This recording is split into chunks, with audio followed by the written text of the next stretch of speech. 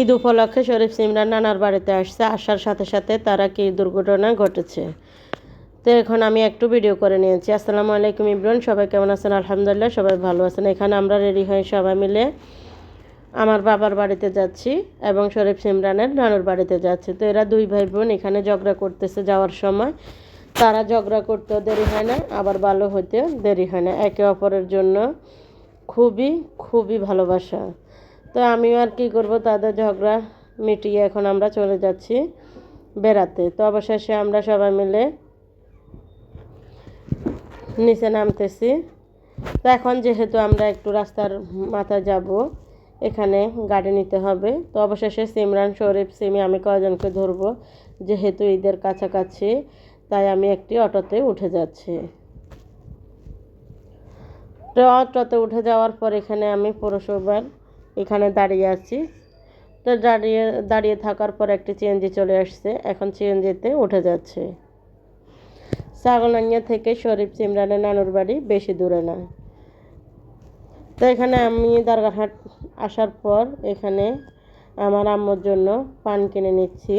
মুরব্বীদের জন্য কিছু না নিলেও পানটা নিতে হয়। তো এখানে পান কিনে নেওয়ার পর তরমুজ কিনতে চলে আসলাম, যেহেতু ঈদ উপলক্ষে বাবার বাড়িতে যাচ্ছে, কিছু না কিছু নিতে হবে। তো এটা হচ্ছে আলহাজ এম এ কাশেম কমপ্লেক্স, এটা হচ্ছে মাদ্রাসা, এখানে আলিম পর্যন্ত আছে। তো অবশেষে আমরা চলে আসছি শরীফ সিমরানের নানুর বাড়িতে।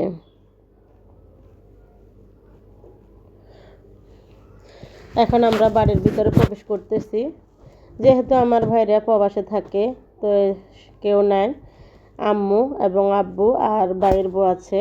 তো অবশেষে আমার ভাইয়ের বউ এখানে আমাদেরকে নাস্তা পানি দিয়েছে, কেক, বিস্কুট, চানাচুর, আঙ্গুর আর পেয়ারা। তো নাস্তা করার পর আমার আম্মু এখানে আতাফল রেখেছে আমার জন্য। আমি আতাফল খুবই পছন্দ করি, তাই।